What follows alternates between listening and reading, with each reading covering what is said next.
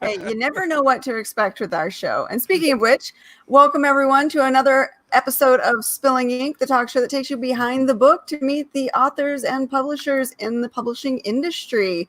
We're back. Look, Jason's back this week. Hi, Jason. Ooh, hello, welcome everyone. back. Hey, we missed you last week. I am so sorry. I really needed that night off. I was just feeling a little under the weather, but I'm on the mend now, so I'm happy to be back. And I've got my furry little mascot down here that's happy to be here, of course.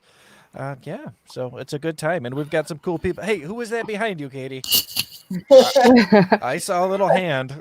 Nope, don't invite them. Don't invite them. Oh, well, how are you doing tonight, Jane? Is it nice and cold over there on your side of the world? Yeah, it was a weird day. It snowed, there was sun, it snowed, there was sun, so it's New England. It certainly is. Yeah. Oh, yeah. Last weekend it was 50 degrees. This weekend it's snowing. So same here. It was 40 degrees a couple days ago, and then this morning I woke up. I was like, "What is going on?" Oh my goodness. Well, we have some wonderful guests today, and one of these guests is actually Mickey from Creative Edge Publicity, who is in fact the sponsor of this show and makes this awesome video platform possible, and our podcast that you can get, well, anywhere you listen to podcasts. So, Mickey, thank you so much for coming on. How are you doing tonight?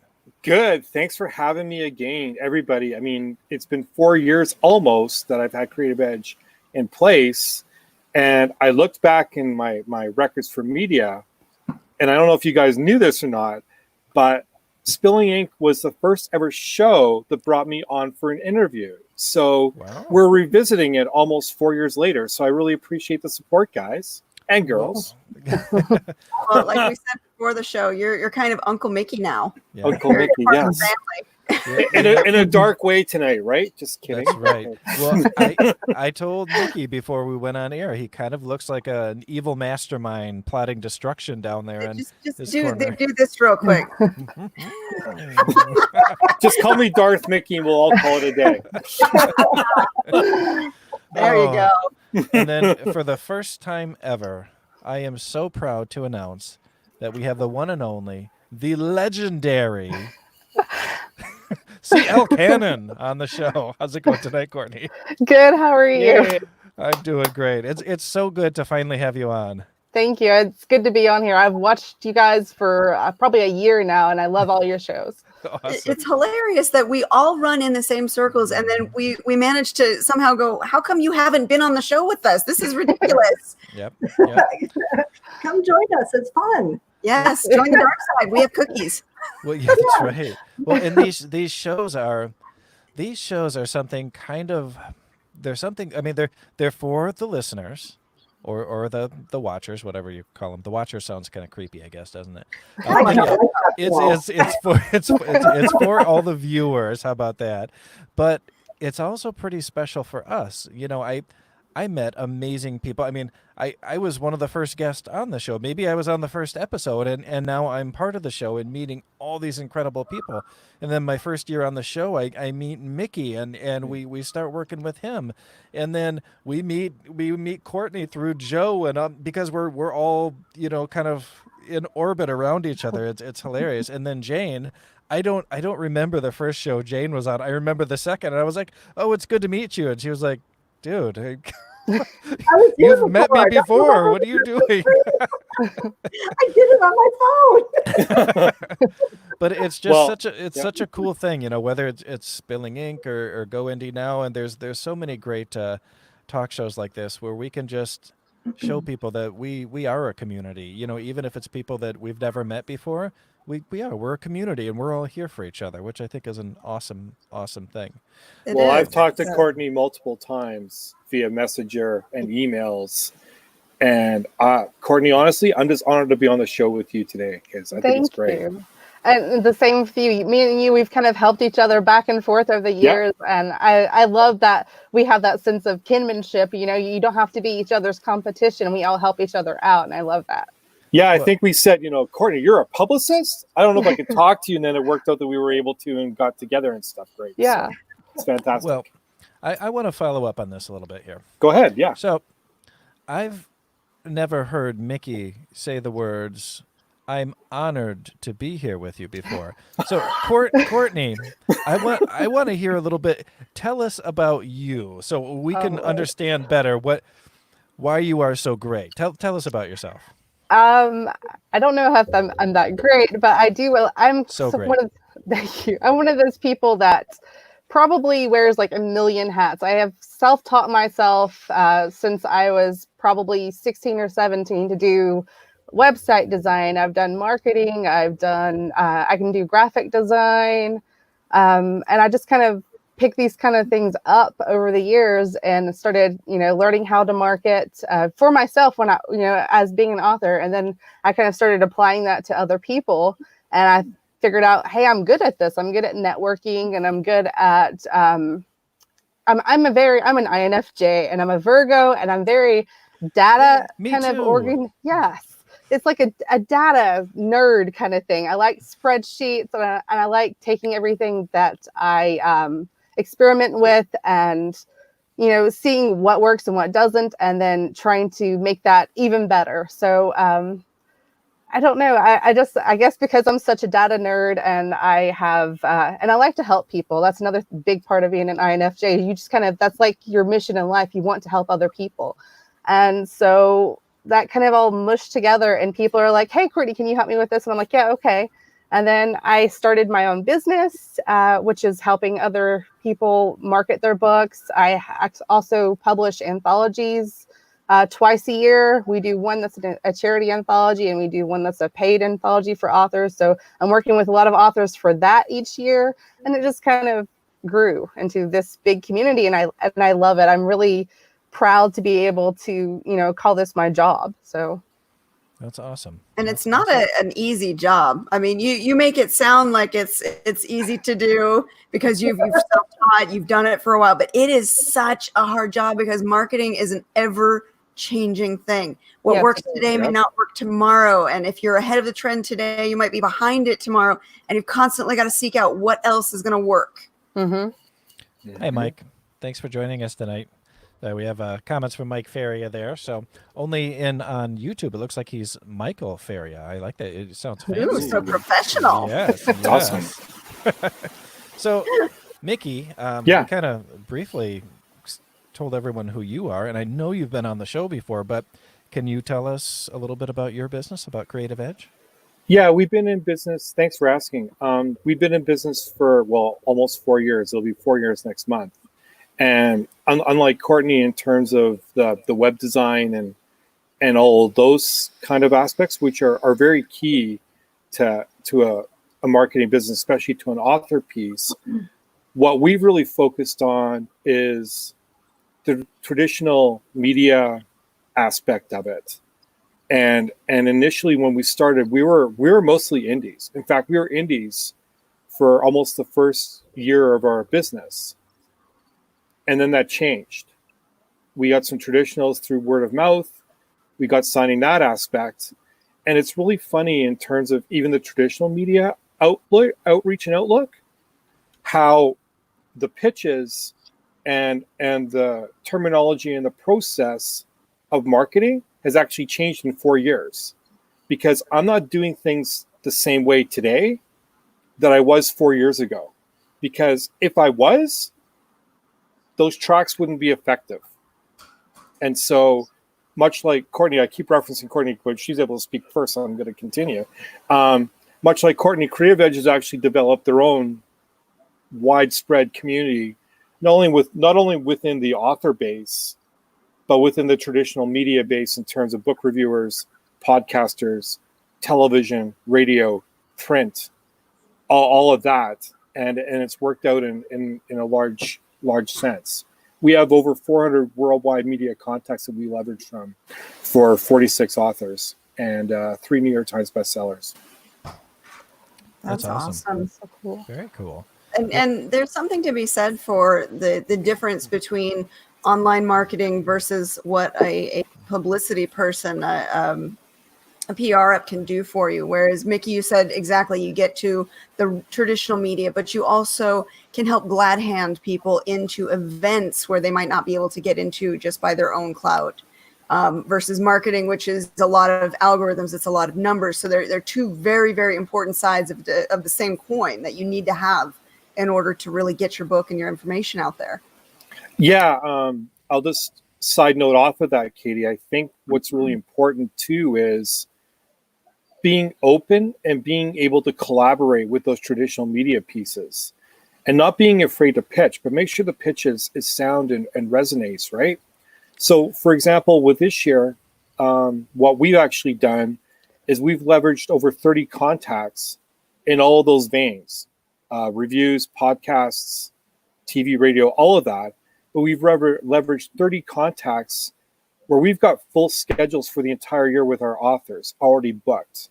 And we did that in January. So everything else that we do now is completely gravy.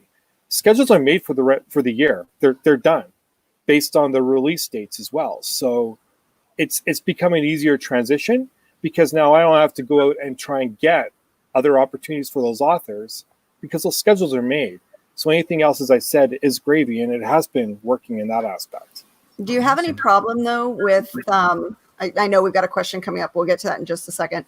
Do you have any problem with your authors kind of having to sit on them or babysit them where you set a schedule so far in advance that, let's say, by the time 2 or 3 months out they get to their interview, you have problems keeping them on their schedule? No, because I insist that once the schedules are booked, that they put everything into their calendars right off the bat. And if there's gaps, this is going to sound bad, but I'm going to say it anyways. If an opportunity gets missed, that's on them. I got them a deal. They should be scheduling that in, and they should be knowing when their date and time is. And I haven't had a problem yet. The majority of my people, and Jason, I know you're not a part of this, here's the expectation. If I book you something, put it in your calendar and don't forget about it. Is that fair? You heard it from the boss. Yeah, No, that's absolutely right on. Personal accountability. That's part of being, and the part of being reason a I grown-up. say that is, I don't run a babysitting service. Let's put it that way. Right. See, and the reason I say that is because for scheduling, like say for our show, I learned early on that if I schedule people too far out, I tend to have people flake and forget. And we Right. schedule based on a calendar. So when you hit the accept, it should go on your calendar automatically. And so we only schedule now 2 to 3 months in advance because of that, because it keeps us from having that, we run into a show where authors are flaking. They don't remember whatever, schedules change. They don't get in contact with us. And by doing it on the shorthand for us, we can keep a little tighter hold on our well, not necessarily on our authors, but, on the guests that are coming in to make sure they can be there. Well, and There's a way to safeguard that, though, Katie. What we do, and this doesn't happen. My authors don't make it a habit of missing interviews. Let's put it that way. In fact, none of them have. But had they ever missed an interview, I have a cancellation fee in place that if you miss this, number one, you're going to be paying me for the spot that you missed, and number two, I insist you reach out to that media person and apologize for what happened. And we like working with you specifically on this because we know when you book somebody, they're going to be there.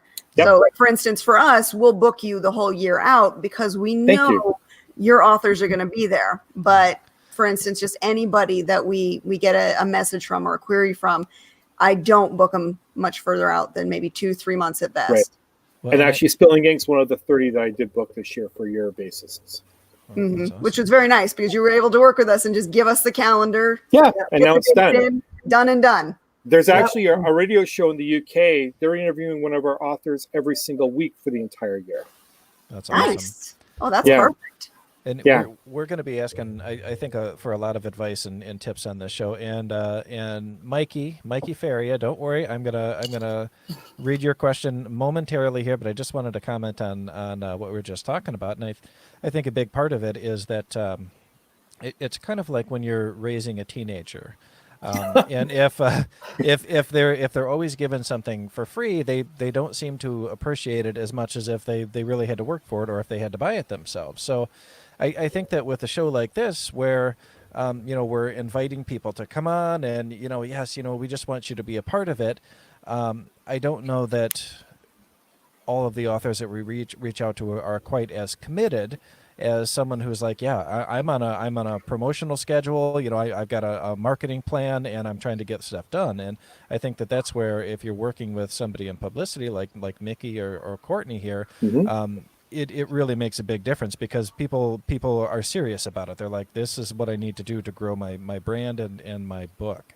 But I want to get to Mike's question here, because it's a good question, and it's for you two there at the bottom of the screen.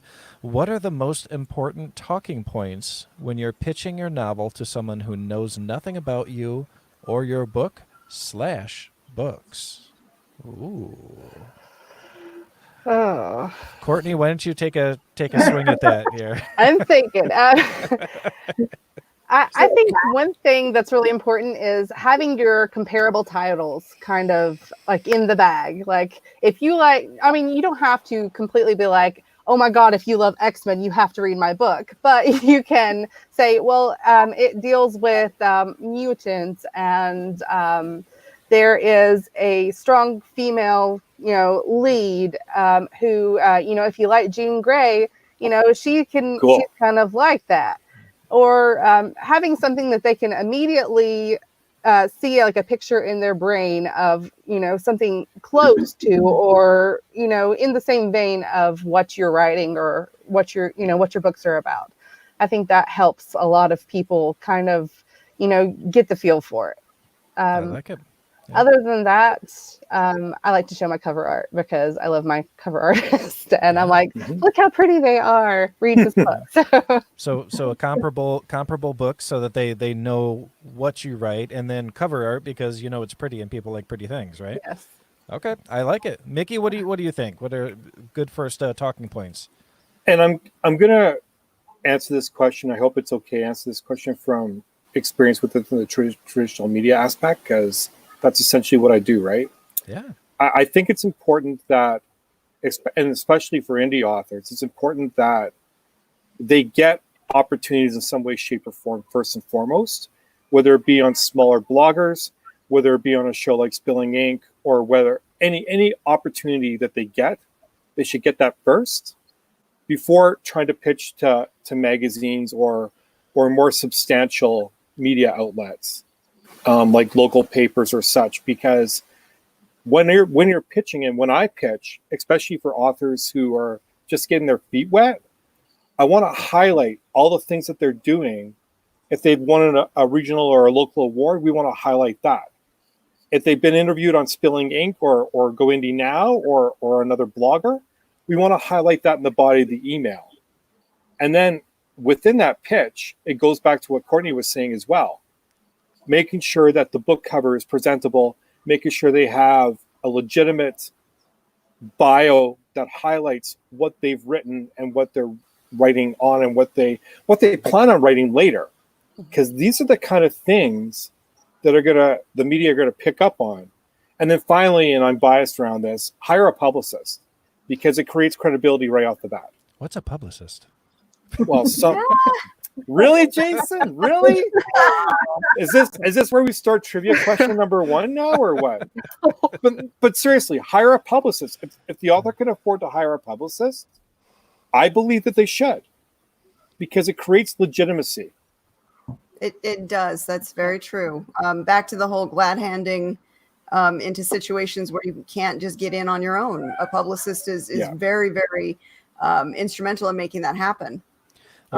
I have a question. Before I go into that rabbit hole, though, can I answer the question too? Of course. No.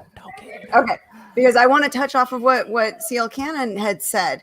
So, Courtney, you said that you should have comparables, which is absolutely like so crucial and so easy to do for authors who maybe haven't done their log line, and for authors who haven't done their log line yet, and you do have your comparables, you need your log line. And Jason, we've talked about log lines over and over and over throughout the years on this show. Don't even bring that up with me. And log line is an extension of that comparables aspect or theme aspect, where if you can sum it up in one punchy sentence to get somebody's attention, they're more than likely to stick around and let you give them more of your spiel. Do you want to hear my log line? If your comparables are part of your log line, Hunger Games meets Interview with the Vampire, that could be a quick log line or just one sentence, giving the theme. That's enough to get somebody interested and make them stay. And then you show them your cover art, hand them the book, right? The used car salesman approach. Here, take this baby first. Yeah, my earlier stuff was Supernatural meets Criminal Minds. Perfect. So, See? But it works. It works so well, and it's easy for newer authors to do because it's something you can grasp onto. See, Everybody can find two things that they can mash together that fit the theme of their story. let's see, and my log line right now is lots of words, scary, sexy. So I feel like I have some work to do. We'll use that for your press release, Jason. It'll be okay. For Jason, maybe we flip that into a question. Do you like scary stories? Right? Flip it into a question. And then if you're asking somebody a question, most people, if you ask them a question, what do they want to do? They want to answer it. or Jason sleeping on acid. There you go. There you go. But yeah, the log line's key. I mean, even when you're at a book signing, if an indie author's going to a bookstore, make sure you know what you're talking about, and then make sure that customer touches the merchandise before they buy. Like, that's how you get them in. Yep. I love touching stuff in stores. Good. Oh my God, I can't stop. I swear, I pick on it, but it's true. Yeah, and if they notice there's a scratch on the spine of the book, that's a good thing that they notice that, because they're picking it apart because they want to buy it. Yeah, yeah. Well, I was at I think it was last year. It was a tiny little book expo here in Holland, Michigan, and it's just in our little civic center. So there's a bunch of authors crammed in, and I'm walking around checking out people's books, and this one lady starts talking to me, and her book was nonfiction, and it was about her teenage son who had committed suicide, and it was horrific, but I was so engaged with her that I sat down and I just listened to her story, and then she handed me one of the books, and as soon as I touched it, I was like, well, now I have to buy this. I have to. And, not, of course, thank God not all of us have that story to tell, but it was one of those where I felt such a connection with the story she was telling me just in, 60 seconds that I was like, okay, well, I have to bring this home. I have no choice but to buy this now. I need it. And I'll never read it because it's too damn depressing, but it's on my bookshelf. That's actually a secret to utilize it at conventions. And Jason, I know you missed out going on Phoenix with us last year. We have got to get you to go with us one year to do this. But when you approach somebody, when you don't know them, it's very hard to open up those lines of communication. And finding a connecting point is how you do it, how you can pull somebody in. And when you talk about comic conventions, it's people literally wear what they like out in the open for you to see. It's so much easier for you to go, oh, you like Batman. Hey, let's talk about Batman. You don't have to talk about your book. You create that bond, that connection with the person. And then eventually you say, hey, I was inspired by, and you can work your book in there later. But that connection makes the key. So I just need to wear a straitjacket, and then they'll know everything's going to be nuts going forward. Be like, there's 15 stories in this book. Your head's not going to be right when you finish it. Speaking of which, I saw your reading on Go Indie Now. Congratulations. That was a great reading. And I saw yours, and yours was great as well. Thank you. Now Jane and I get to do the next one together. Oh yeah, we have to do that. Very soon too, actually. It's like, oh crap. All right, so we have some more questions going on here. Yes. Let's see. Mikey, I'm sorry, I mispronounced you there. I'm going to do Anita's question, then I'll get up to you, Mikey. Let's see here. So Anita asks, in your opinion, what's the best promotional tool for authors? Now this might be a tough one because, some people would say the best promotional tool is a publicist, but let's see what the publicists have to say. Is that like a cop-out for us, though? I would say right now, Story Origin is probably one of the best tools that's out there because it does so much. Yes, I love Story Origin. Oh, Katie got me set up on there, and then I kind of fizzled out because I couldn't really figure it out. And then I was like, I'm just going to be done. But it's I'll all walk about you through it, Jason. It's all about newsletters, right? Well, yes and no, kind of. Because what if you don't have time to write a newsletter all the time? Jason, some of my newsletters are actually just, here's the group promotions I'm in this week. Enjoy. Oh. If I don't have absolutely anything to say, at least you have a bunch of freebies that you can share with people, and people appreciate that. Okay. Yeah. I schedule my stuff ahead too. Okay. So, I do that and with my newsletter. If I have time to write one, I make sure I write one. If I'm in promotions, I put them up like Katie says, and then I usually have my book or the promotion that I've done right up top, and then the others underneath. So Okay. it's all about where it is in the thing. Okay. And then I reach out to some of the authors that I know that have a bigger following and say, hey, I'll do your book. You want to do mine? Just on the side, not through Story Origin. So Okay. But the beauty of Story Origin is you always have a constant stream of things to add as incentives to your newsletter. There's always a group promotion. There's always a newsletter swap. There's always audiobook codes. There's always something that you can share. And that's incentive for your readers to open your newsletter. Yes. Yep. Yes. They also have like review copies. They've got audiobook review copies. They've got a word count tracker. They're adding stuff like, I don't know how Evan adds so much stuff every day. There's something new. And he hasn't started charging a service fee yet. So if you're not using Story Origin yet, sign on now so that you're grandfathered in when he has the new rate change, which I don't know when he's going to do that. But even if he charged $10, $20, whatever, it's worth it. He is creating a beautiful platform that allows you to do so much with it. Well, Yes, okay. I Well, agree. one of you, since some people might not know what Story Origin is that watch this back, can one of you give us a kind of a breakdown on what this platform is? Go ahead, Courtney. I was hoping you'd be like, yeah, sure, let me. Story Origin is kind of a hub. You have you can plug in your newsletter, and you can do that with MailerLite and MailChimp and a couple different things. So you can use API to kind of connect to it really simply, or you can just fill in how many newsletter subscribers you have. But you can actually swap with other people, find swaps in your genre, because it's all genre kind of sectioned off when you go to look for it. You can do what they call group giveaways, where you can give away like a first chapter, you can give away free books, or you can just have like a sale, which is kind of like a book fair almost. It's just one page. It's got all kinds of books in your genre. You can run it yourself. You can join one and say, which books you want in that fair with you, and then you all promote it. So you're all promoting the link to go buy your book. They have universal links there, so you can put your link in, and it will, kind of get if you're wide, it'll get all of your retailer links and put them together. They've got a word counter. They've got just about any tool that you could possibly need. I don't know how else to sum it up. I'm not good at summing stuff up. I'm kind of like a rambler.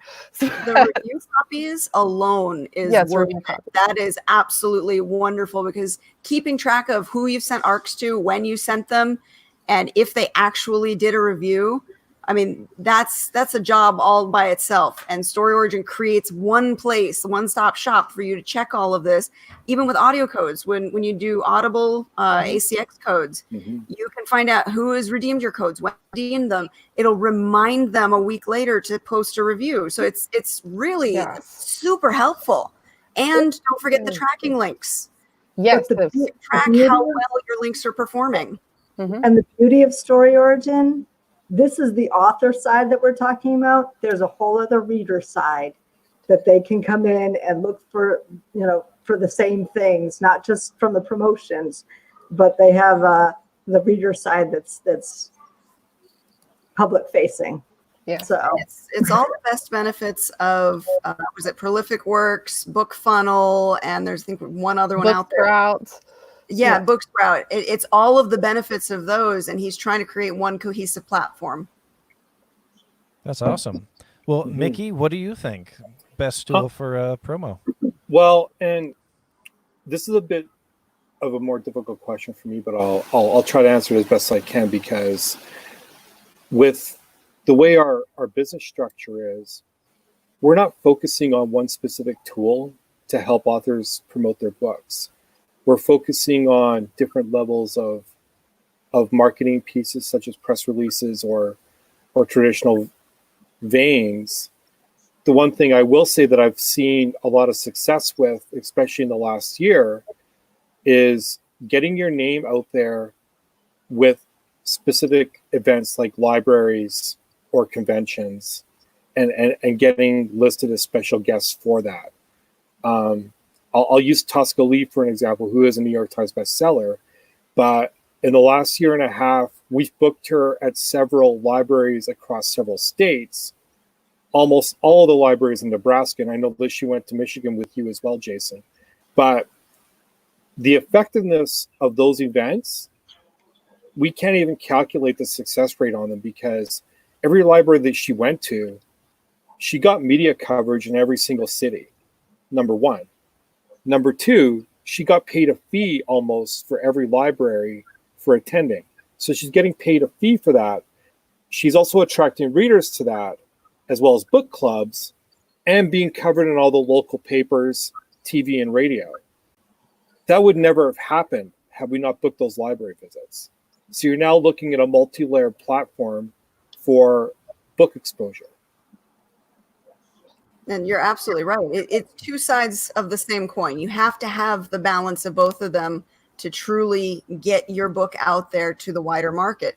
Some people aren't online. Some people see those, notices at the library and new authors coming in, and that invites them to check things out. Or they hear a radio ad, but maybe they're not on Facebook. So if you're covering both sides of it, you're able to better capture that market.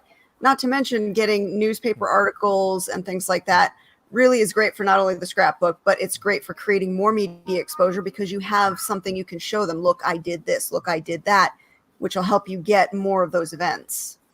Sorry, go ahead, Joe. No, well, I was gonna comment on the library events. We did at least here in town last summer, and I thought they were pretty successful. We had a decent turnout for all of them, and what's funny is the biggest turnout, and this was an older gentleman, lives on the other side of Michigan, and he wrote a book about his mother, and it was a biography of his mother escaping from Germany, and it was really, really interesting. However, he didn't have any kind of online presence, and it wasn't really widely publicized except for flyers from the library and a big sign in the library. However, it was absolutely packed in the auditorium. There were people standing in the back of the auditorium, and it was all people who were in a generation older than I was.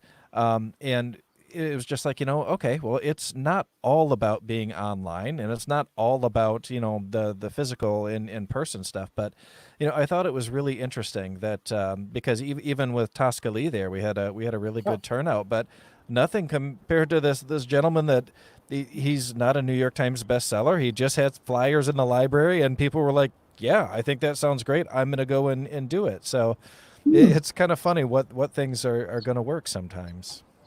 Well, exactly. And I mean, here's maybe a criticism, maybe I shouldn't say, but I'm going to.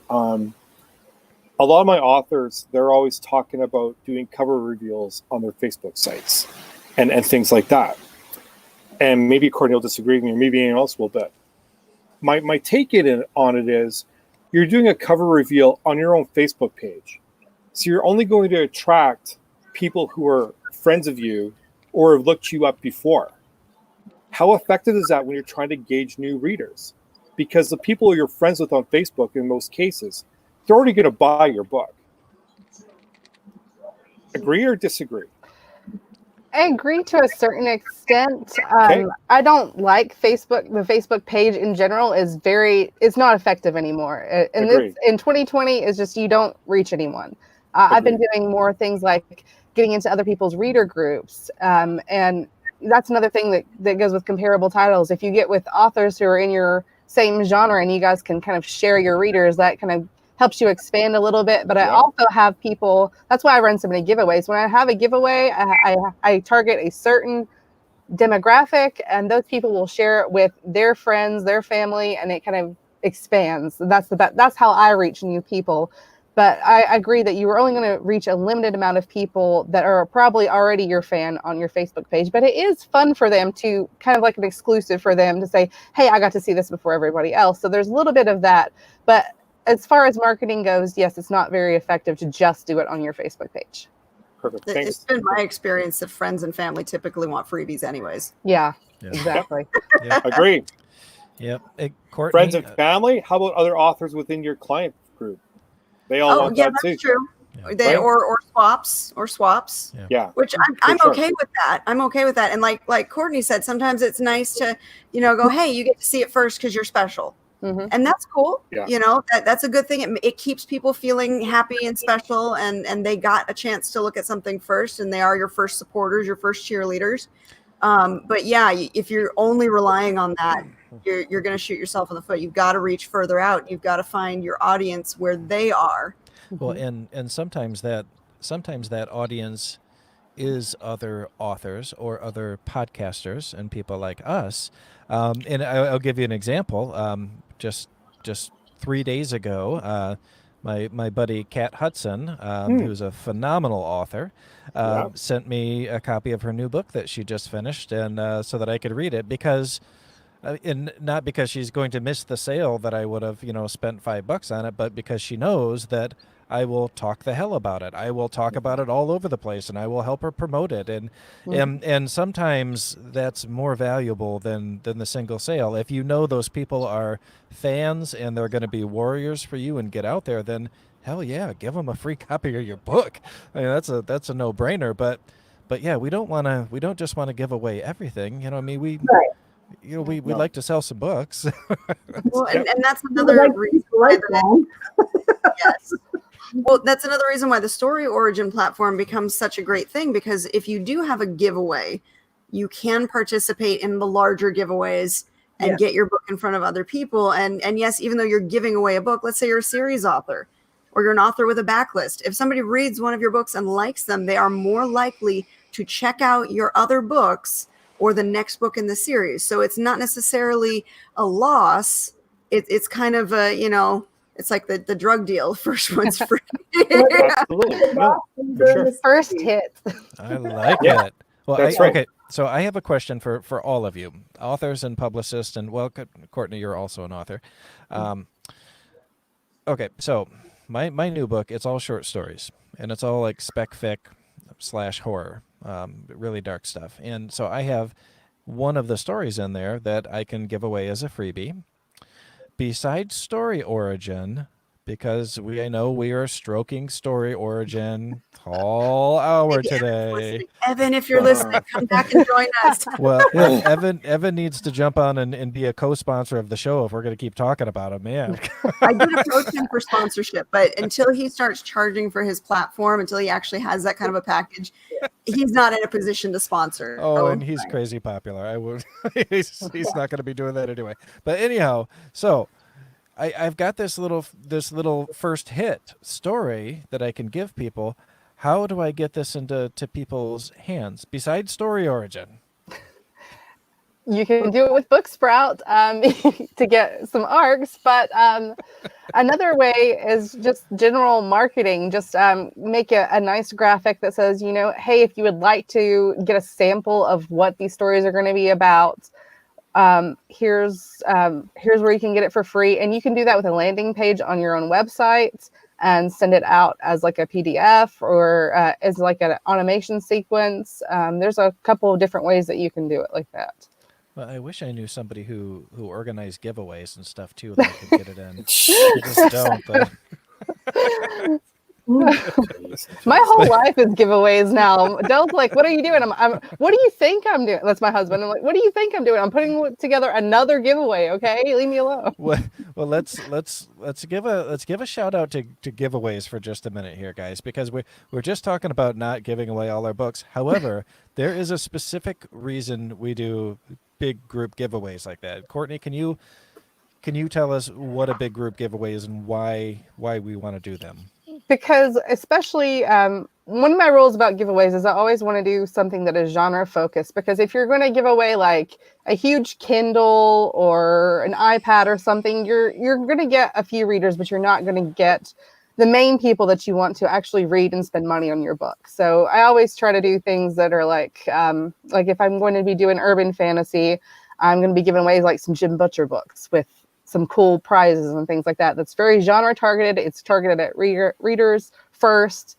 And I also use my ads to target readers first. But the advantages of having so many people, behind you and authors as a group giveaway is you're spending a minimal amount of money, like maybe $20 to $25 is usually the ones that I do, or $20 to $25, sometimes cheaper than that.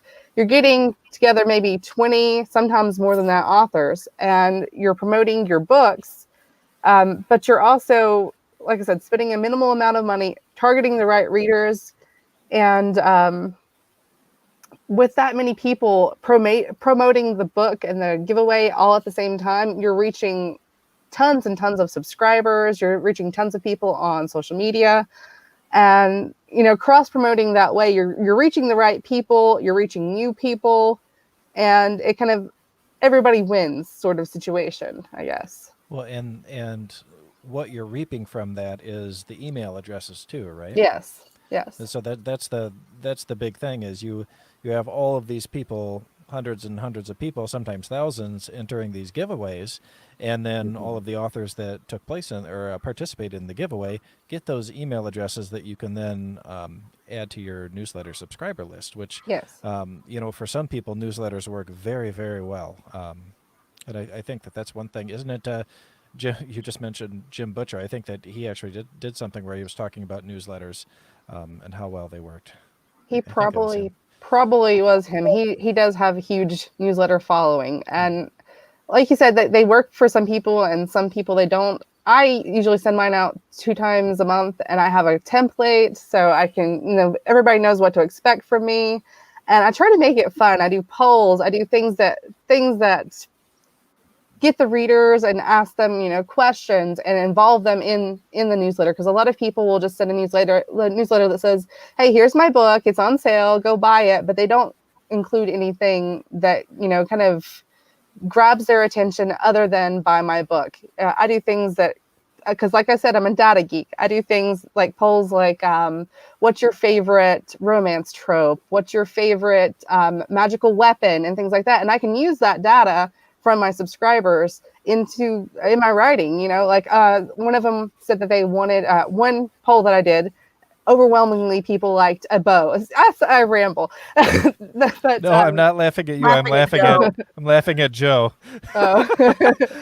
Joe Compton says, I come in late and maybe this was asked, but has Mickey finally joined the witness protection program? Thanks, Joe. Yes, Joe, we have covered that actually. Courtney, on those giveaways, do you have anything for the GDPR? Yes. Okay. Yes. We have, I always tell my authors that they need to, we have 2 or 3 places that say exactly, this is what you're getting into when you sign up. These are the authors' names that you are signing up for. You have to click, like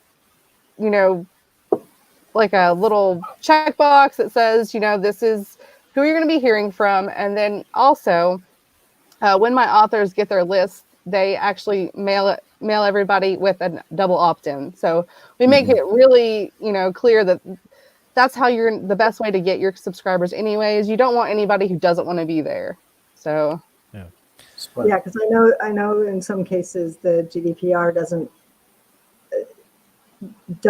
have the mailing lists, and some of the newsletter companies want the double opt-in. So yeah. it's very, very important. Mm-hmm. Now, I have a question for you guys, and this might be kind of a tough question. Oh, before I do, I want to give a shout out to Richard White.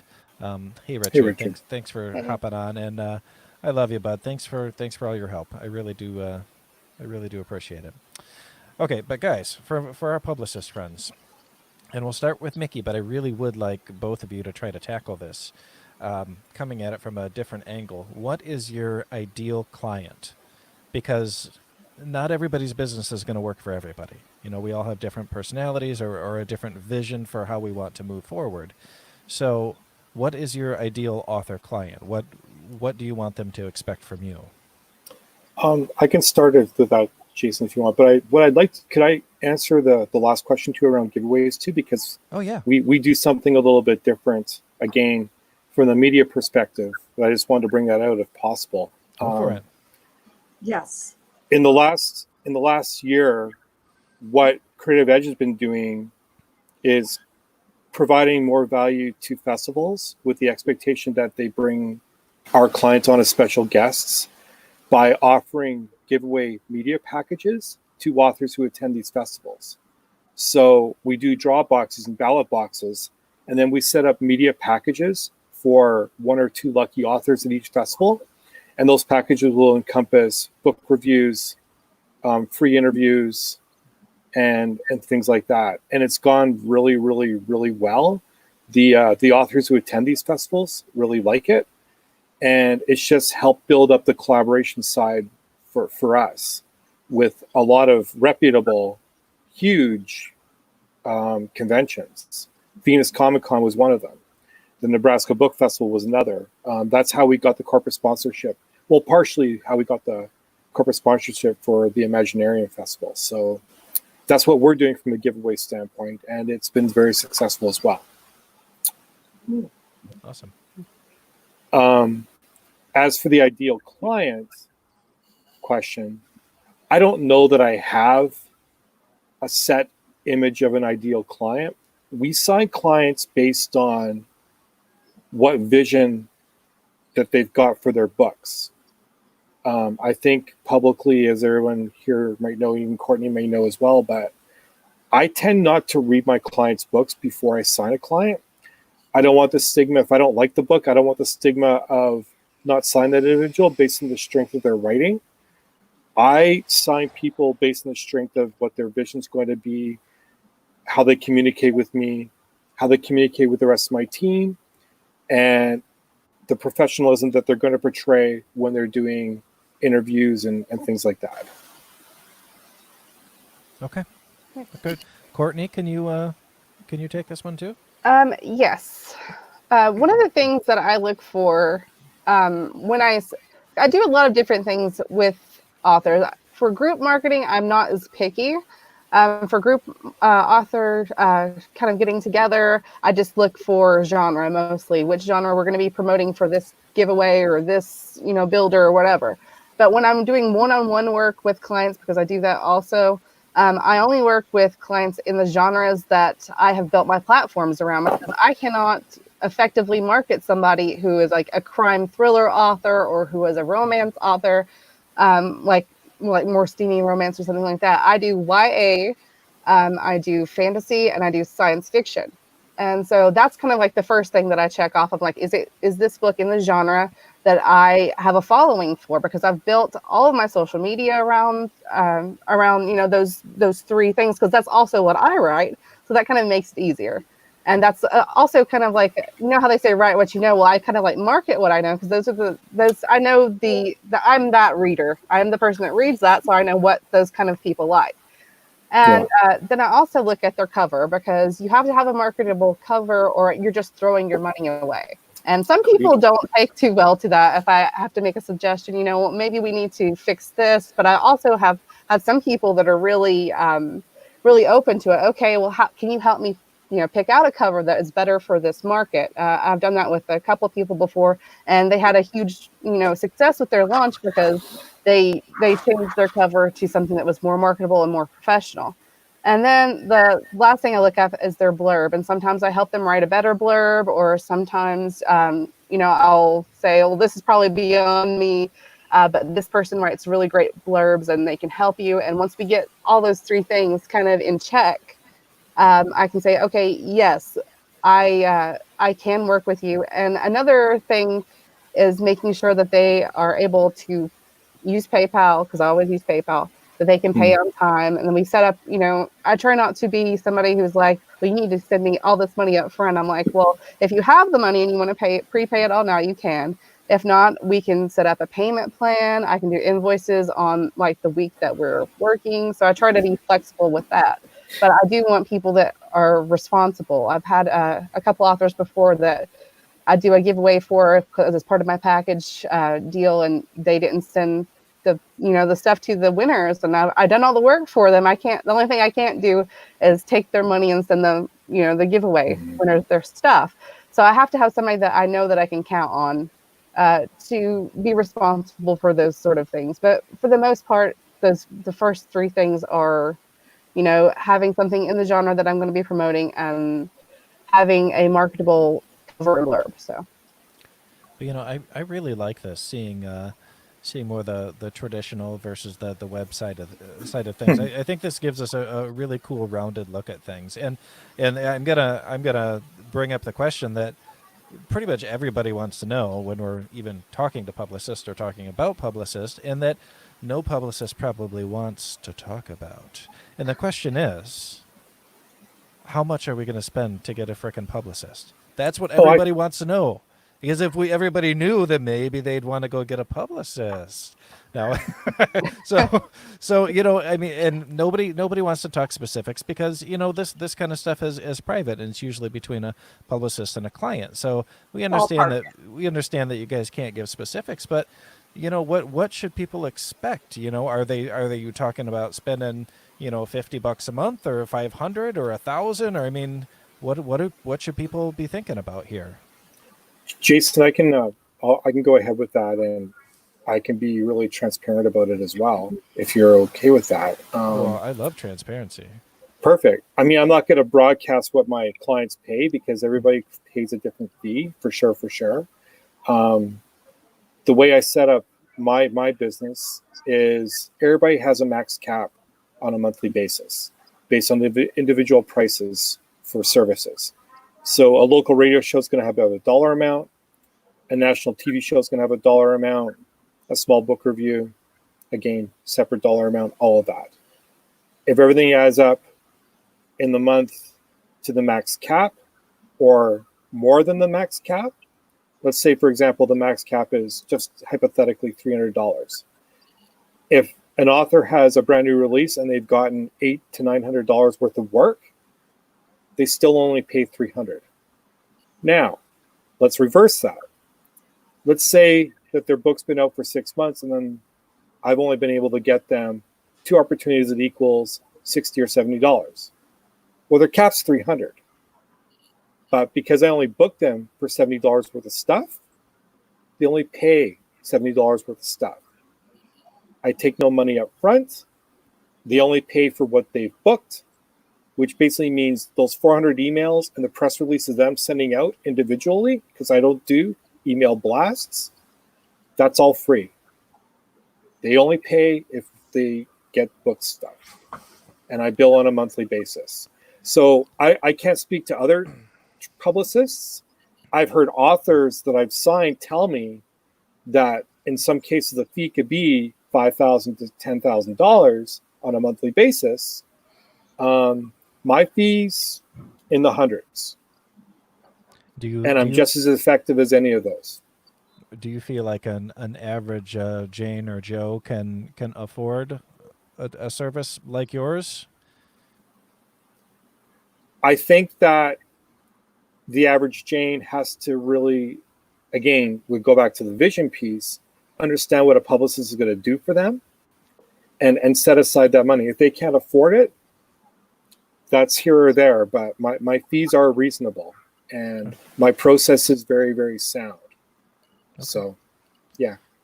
Courtney, do you want to add on to that?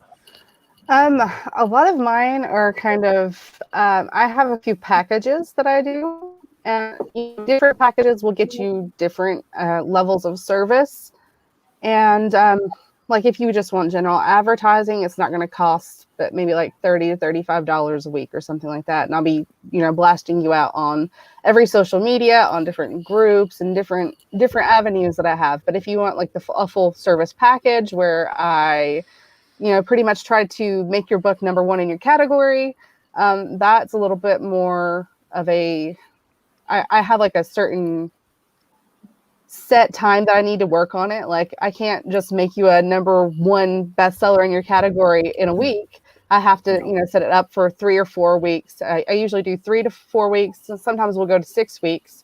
And I do just a weekly charge that includes a few things. And then there are some things that I advise on, like how to do ad stacks, where you're going to be stacking newsletter ad promotions and things like that. Which days are the best? Which ones are more effective for your genre and things like that. So the advice that I give for that is included in the package, but you're going to be paying the fees for that. So, to book those services, because there's no way I can feasibly just include those, because they run such different amounts of amounts based on what your price your book is and when you're booking and things like that.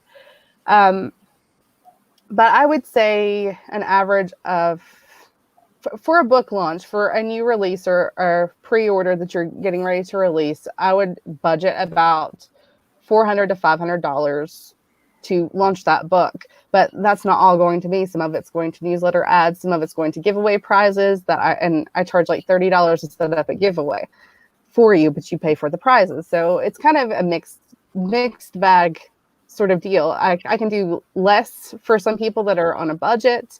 And I have, worked out some trades before, like if you want to do some developmental editing for me, I will do this for you. So I do try to work with people, but I think it kind of just varies based on the book a lot of times, what genre it's going to be in. Some genres are really, really like on trend right now. Some of them are a little bit harder. Like YA dystopian is a little bit harder to sell right now than something like reverse harem or academy or something like that. So I do have like that set scale that's just based off, like, here's a list of all the things that I'll do for this amount of money, and we kind of try to work our way the best budget that we can for each person. Like some people can't afford to do the newsletter ads. And I'm like, well, let me see what newsletter swaps I can get for you. And sometimes I'll, use my own list to help them swap, because I want my main goal is trying to help people succeed, whether that's, whether I make a ton of money off of it or not. I try my best to make sure that everybody is getting, their book out there in front of people, no matter what financial situation they're in. So I guess it kind of varies for me. But I would say, $400 to $500 is a good range to save up for. And that's another thing. People don't want to save up sometimes. Sometimes they've got their book done and they want to just kind of launch it now. But sometimes it's best to save your money so you have enough, so you have a marketing plan in place. So that's super important. The budget numbers. Always have a budget going into your book, because while yes, it costs money to produce the book, and a lot of people focus on that. They focus on the cover art, the editing, layout, formatting, all of that. They don't think of that step beyond. And you can have the prettiest book in the world, but if no one knows it's out there, it's not going to sell. Right. Well, and I also think it's important to comment that even all the work that we're doing and the money the author will be paying us based on whatever models that we're working on, it may not equate to sales right off the bat. The whole role of a publicist is not to always generate sales for the author, but it's meant to boost their signal and get the author out there. And as that signal gets amplified, eventually those sales should come. But that goes back to where that vision of that author is going to be. If we're doing all this great work and the author doesn't share it on social media, or they don't leverage those opportunities, all the stuff that we're doing and the stuff they're paying us for is ultimately going to be wasted. That's something that we noticed here on Spilling Ink is when we send out those notices, hey, your show is coming up this week. Here is your YouTube link. Here is your Facebook link to share. And we don't see anybody sharing them. I mean, how does that help you on your appearance if you're not going to share that link? Exactly. Right. Exactly. Yeah. So, I mean, part of the contracts for me, I don't know how coordinated, but part of the contracts for me is I put in very bold print. Results may not guarantee based on sales, because it might. I have no guarantee whether an opportunity of Spilling Ink is going to move 100 books or 5 books. We have no way of knowing that. But it is boosting their signal, I can tell you that. Yeah, that is something that I do work on. I work on, especially a lot of people that I work with are new authors, and they may not even have some social media sites set up yet. And so I'm helping them get new fans to that, getting new fans to their Twitter, to their Instagram, and telling them, what kind of content might work best on each sort of platform, because it's all different. You can't post a bunch of like text on Instagram and expect to get good results from that. So it's all relative to things like that too. Very true. I'm rambling again. Yeah, let me ask a kind of a side question for you, Courtney. Yes. A long time ago, when we were talking about being all on social media and it becoming a burnout situation, there was a comment that was brought up that rather than focusing on being everywhere that everyone is, finding one platform and focusing hard on that platform is actually more beneficial. Do you agree with that, or do you think that you should still branch out, just not to the burnout point? I think you should still branch out, even if you're not. I mean, I don't want you to do something that you're not completely comfortable with, but sometimes learning new platforms can really boost you, especially in certain genres. Like I write YA, it's almost critical to be on Instagram because that's where Instagram is where all the YA readers are. And so, and YouTube, a lot of them are on YouTube doing Bookstagram, BookTube and all that. So there are certain key places that you might want to be, but like nobody's ever going to convince me to get on Snapchat because I hate it. So if it's something that you truly hate, don't do it. But at least try to get on new platforms, that especially if you know that's where your genre of books are selling the best. It does, though. It definitely has become overwhelming. You've got Facebook, you've got Twitter, you've got Instagram, you've got LinkedIn, you've got Snapchat, you've got Patreon, you've got a blog. It's like TikTok, whatever that new thing is. I feel like you're constantly juggling, and it's like, okay, if I don't post here and there and everywhere, then what do I do? Yeah. And it creates a burnout situation for a lot of people trying to hit every single site. Yeah, like 3 is probably the max you really want to focus on. I wouldn't kill myself to get on like 10 different social medias, but find 2 or 3 that work the best for you. And especially if there's something, like I said, like Instagram that your genre is doing best on, like if your genre is doing best on Twitter, invest a little bit of time in trying to learn the ropes of it, at least before you give up on it. I guess is what I want to try to say. Well, and I think, I think finding what works the best for you is key there too. Like at my age, I don't want to be that involved anymore with Facebook and Twitter. I get on there just to check on family and stuff. And after all my book launch stuff, I was really burnt out on being on social media. And I would much rather do shows like this or radio interviews. Just something a little different. I don't know, but it's gonna happen, Jason. It's gonna happen. I do know that we've had a really good talk. I think it's been a really informative talk, and we are out of time for today. Wah, wah. It always goes so fast. It does. It does. That's what I love about this show. It's like sitting in your living room with a bunch of friends every week. Oh, Anita, I've got to connect with you on Twitter then. Anita says there's lots of horror fans on Twitter, so maybe I do need to be looking at Twitter more seriously. I need some horror fans. But yes, guys, you have been awesome. Oh, we have a comment here from Richard. TikTok is awesome for comedy. I watch it for comedic relief. But I think if it were learned and used right in a launch or public speaking use, it can become a tool in the toolbox. I watch a public speaker on there, and in 30 seconds, he blows people's minds. Wow. Okay.